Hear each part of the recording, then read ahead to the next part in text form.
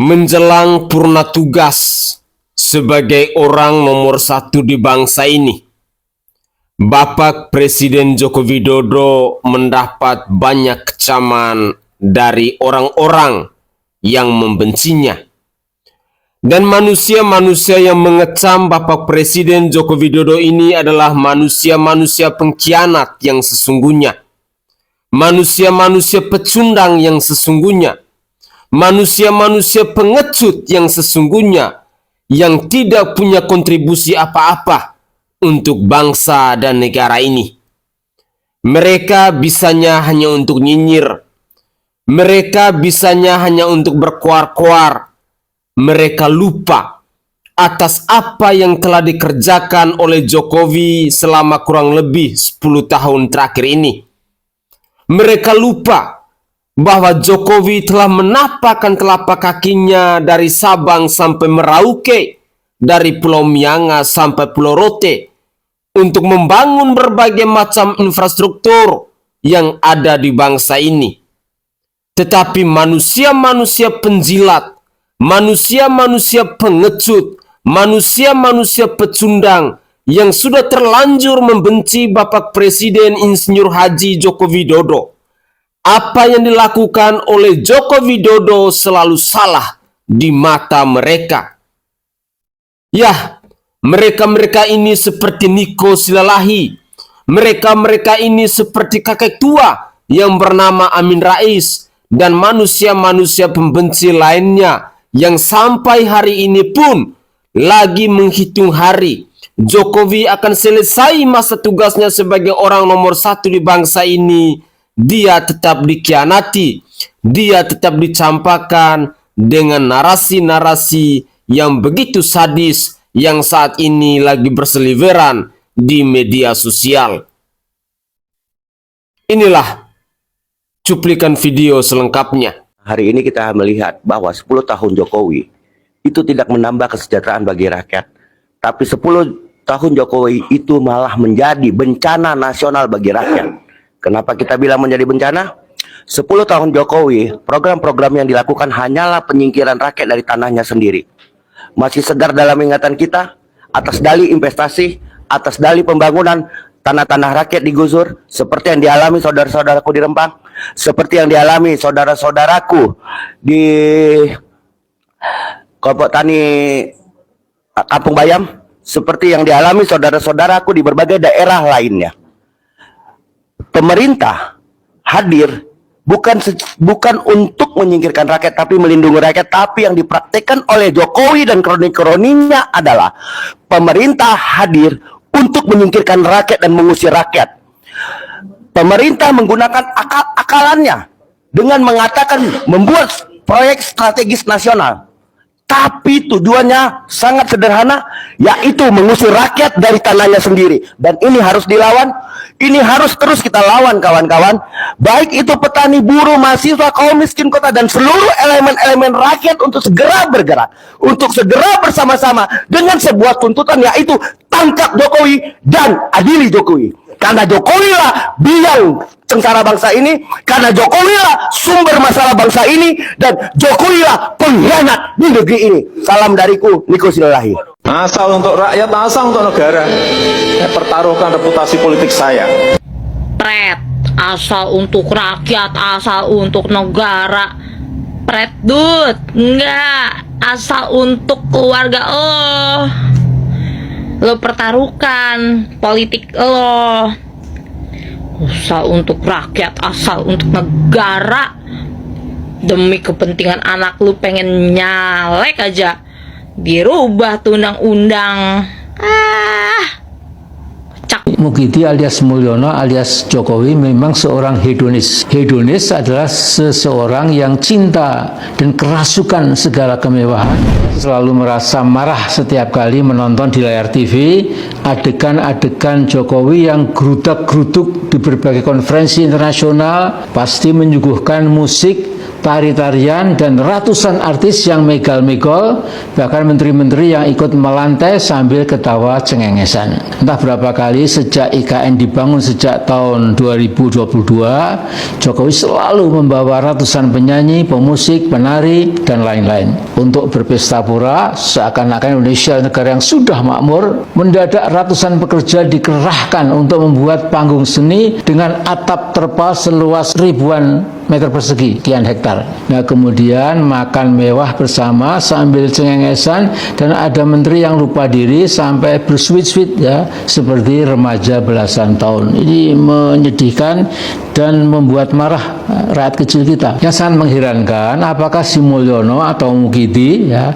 tidak sadar bahwa berpuluh-puluh juta rakyat Indonesia yang masih miskin papa melarat melihat adegan-adegan serba mewah Jokowi itu pasti benci dan marah. Berjuta-juta pengendara Grab, Gojek, Maxim, dan lain-lain, dan puluhan juta penjual soto, bakso, nasgor, bakmi, dan lain-lain masih hidup di bawah garis kemiskinan. Nah, kalau sudah datang musim hujan, Masya Allah, hidup mereka lebih sulit lagi. Juga puluhan juta buruh dan petani kecil kita tetap merupakan lapisan bangsa yang paling bawah. Kita sepenuhnya paham bahwa mereka lapisan bawah yang saya yakin berjumlah lebih dari 40%, mereka yang termasuk low middle class atau low and underclass, benar-benar marah pada Sri Mulyono atau Sri Mukidi yang gayanya sok sederhana tetapi hakikatnya mencintai kemewahan. Ya, seorang hedonis. Yang dirangkul Mulyono atau Mukidi adalah pemilik modal, 9 naga, para mafia yang terlebih berkuasa dari pemerintahan Jokowi sendiri. Nah, mari kita simak sebentar ke belakang untuk mengetahui siapa sebenarnya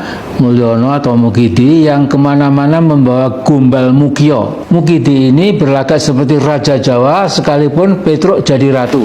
Waktu mengawinkan kahiyang anak perempuannya dengan Bobi Nasution pada November 2017, Sri Mukidi mendatangkan 7 kereta kencana dengan para sais dan kuda-kuda teji dari Solo, ya, milik Keraton Pakubuwono. Itu dibawa ke Medan. Pesta di Medan berlangsung 3 hari 3 malam.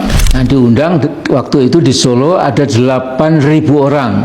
Ditambah undangan khusus sekitar 3.000 orang. Jadi 11.000 orang waktu di Solo. Pesta di Medan entah berapa ribu orang. Jadi Mukidi, ya, ratusan miliar yang Anda boroskan itu dari mana datangnya? Saya ingin jawaban Mukidi kalau bisa, ya.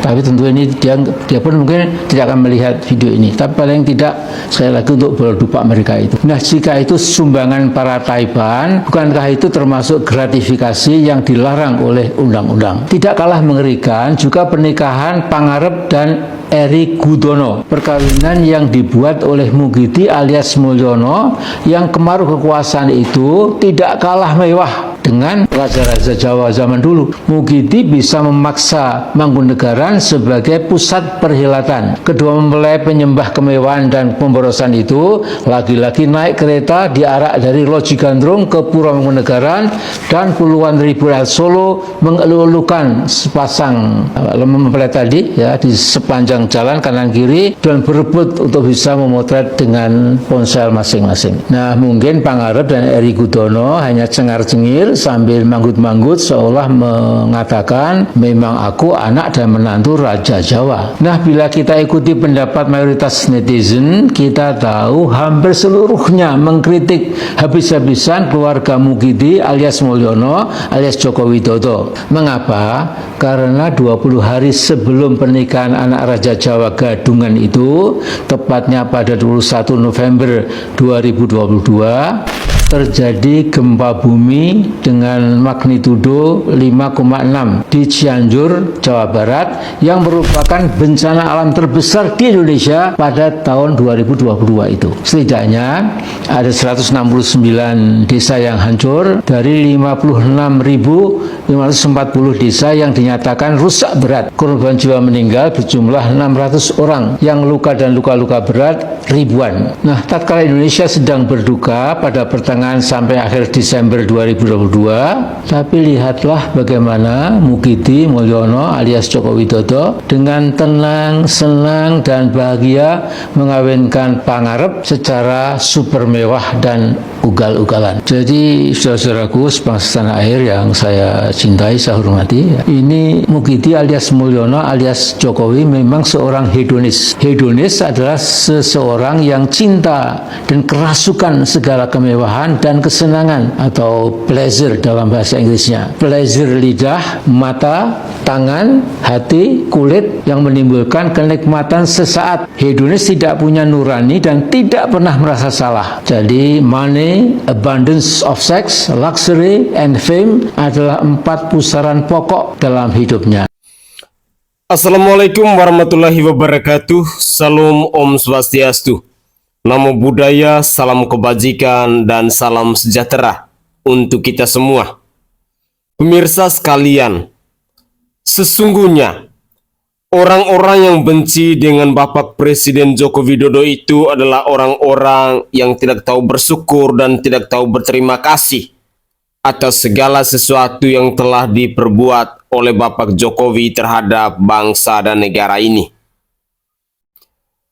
Kelompok-kelompok yang selalu membenci Bapak Presiden Joko Widodo, yang selalu nyinyir Bapak Presiden Joko Widodo, itu adalah kelompok-kelompok yang datang dari segelintir orang, dan kelompok-kelompok ini kita tahu mereka adalah manusia-manusia sakit hati yang selama ini kerjanya hanya nyinyir kepada Jokowi dan keluarganya. Siapa lagi kalau bukan Egy Sujana? Siapa lagi kalau bukan Amin Rais?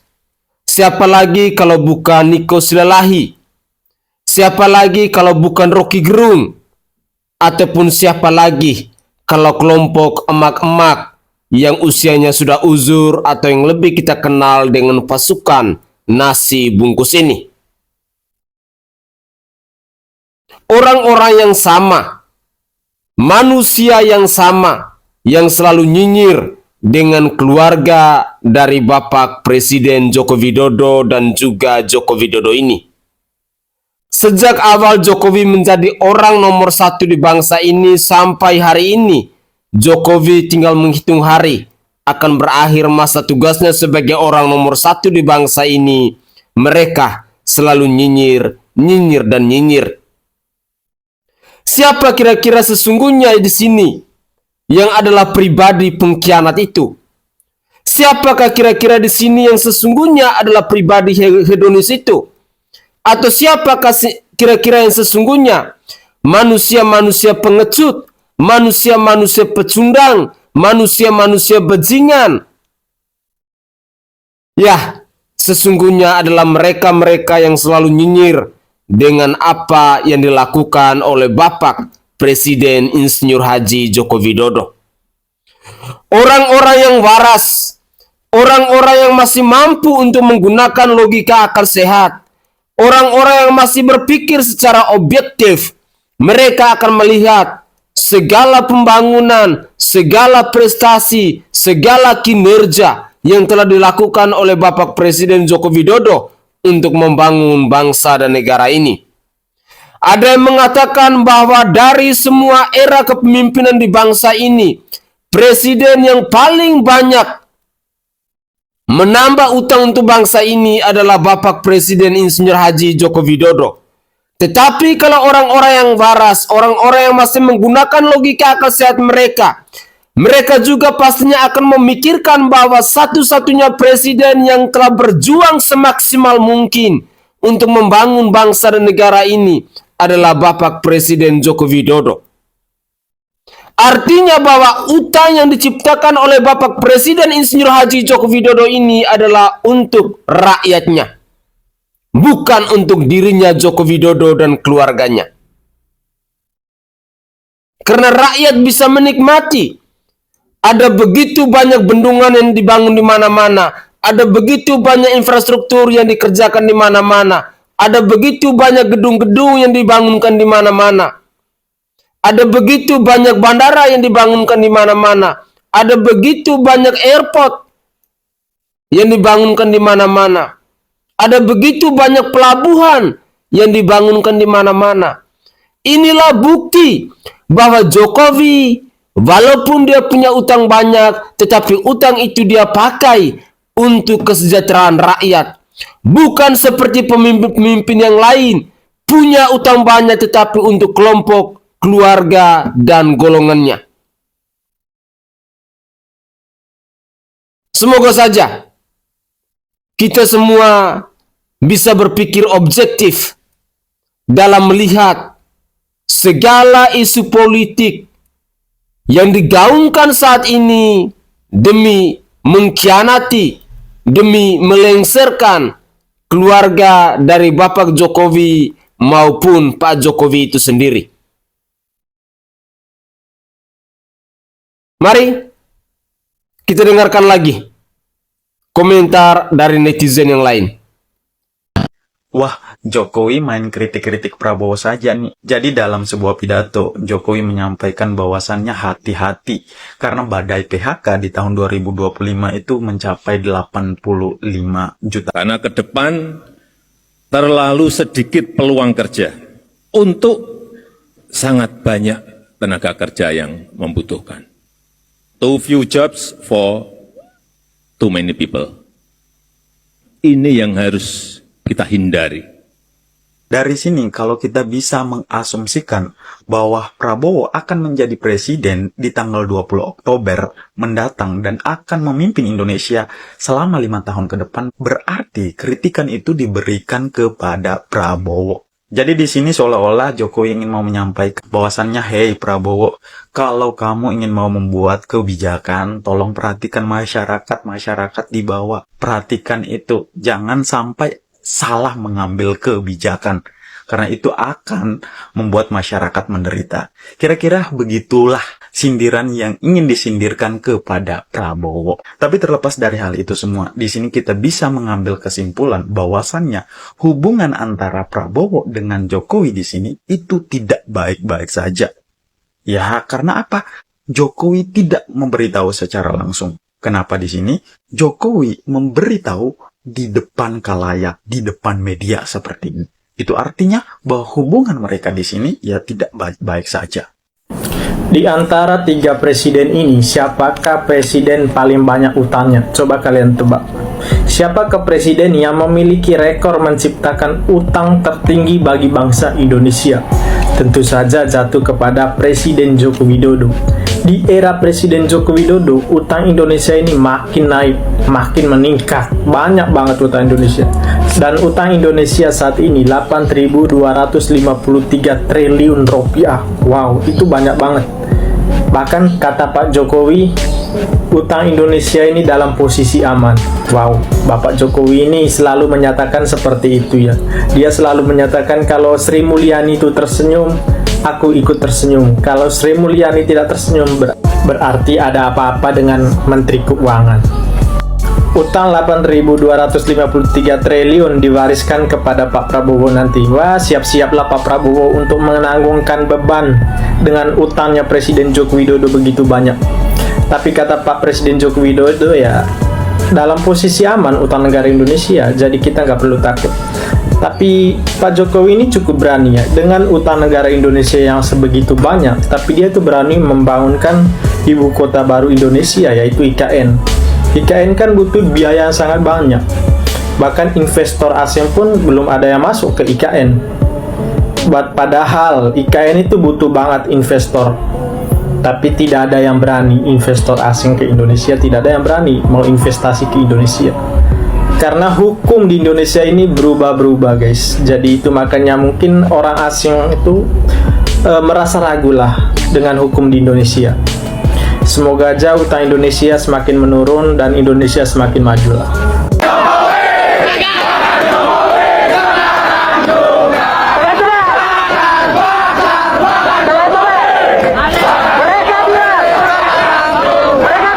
Rakyat tidak boleh bicara.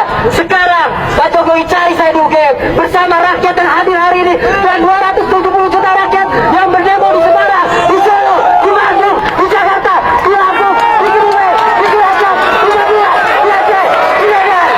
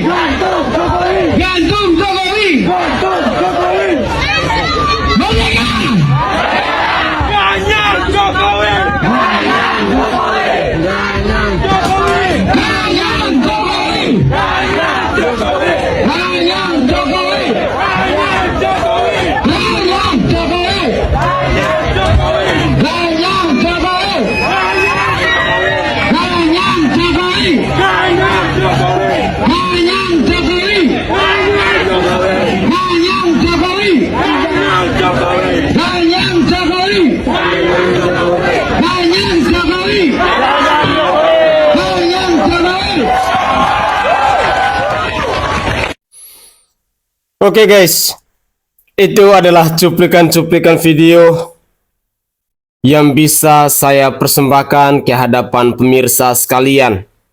Semoga saja cuplikan-cuplikan video ini bisa mengetuk pintu hati kita untuk menilai Bapak Presiden Joko Widodo dan keluarganya secara objektif. Jangan kita menilai seorang karena rasa sakit hati, karena rasa iri, karena rasa benci yang sudah melekat dalam diri kita, sehingga kita tidak mampu lagi untuk berpikir secara objektif. Banyak sekali kecaman-kecaman yang ditujukan kepada Bapak Presiden Joko Widodo. Orang-orang yang hanya fokus untuk mengkritik Bapak Presiden Joko Widodo, yang hanya fokus untuk mengkhianati Bapak Presiden Joko Widodo, adalah orang-orang yang tidak mampu untuk move on. Terus terang, saya secara pribadi dalam Pilpres di tahun 2024 kemarin, saya adalah pendukung garis keras dari Bapak Ganjar Pranowo dan juga Bapak Profesor Dr. Mahfud MD. Tetapi ketika selesai pemilu itu dan saya sudah mengetahui bahwa pemenangnya adalah Bapak Prabowo Subianto dan Bapak Gibran Rakabuming Raka, dengan demikian sebagai orang, sebagai masyarakat, sebagai pribadi yang taat akan konstitusi, yang hidup di negara demokrasi ini, kita harus bisa untuk move on. Jangan hanya gara-gara politik, dendam kusuma itu berlarut-larut dalam kehidupan kita. Perlu kita sadari bahwa politik itu sangat dinamis. Tidak ada yang kekal abadi. Orang Jawa bilang, iso dele sore tempe. Itulah yang namanya politik. Kalau kita hanya karena dendam politik, lalu kita selalu mengkhianati Jokowi, kita selalu menghujat Jokowi dengan berbagai macam narasi, sampai kapanpun rasa sakit hati itu tidak akan pernah sembuh. Malah Anda sendirilah yang akan merasa stres. Anda sendirilah yang merasa akan sakit hati. Setiap masa ada orangnya dan setiap orang tentu ada masanya. Semoga saja kita semua bisa melek bahwa politik itu semuanya demi kepentingan. Tidak ada yang kekal abadi untuk rakyat. Tetapi kita hidup di negara demokrasi, kita sebagai masyarakat Indonesia, mari kita harus wajib untuk mengkritik segala kebijakan, segala keputusan, ataupun aturan-aturan yang tidak berpihak kepada rakyat.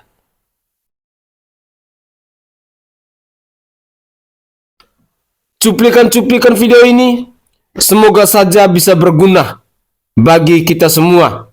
Dan mari kita tetap mendukung segala kinerja, segala program kerja menjelang detik-detik terakhir masa purna tugas dari Bapak Presiden Insinyur Haji Joko Widodo ini.